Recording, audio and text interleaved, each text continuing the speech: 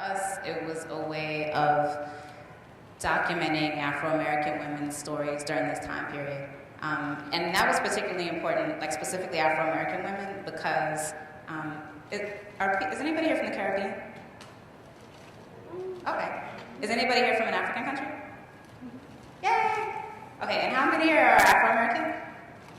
1, 2. And I'm half.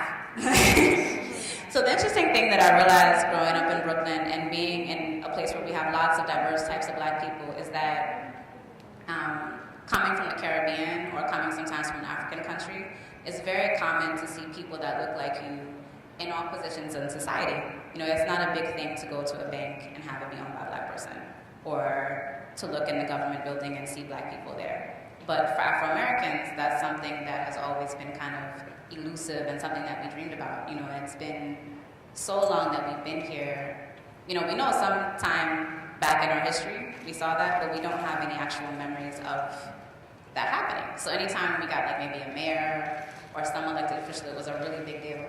And the idea of having our first Black president, I think is, in some ways, I felt like it was teaching me to look at the world in the way that a lot of women that I met from the Caribbean or from African countries saw the world in some ways.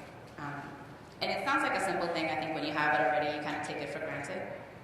But when you never had it and there's no memory in your family of it, it does kind of become it can be a very perspective-altering experience.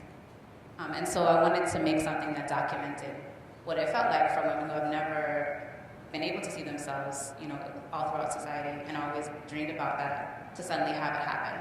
Because I felt like after this experience, things are going to be a lot different for our daughters and our granddaughters. And they will probably wonder, you know, what was it like for my grandmother to live during this time period when this historic thing happened.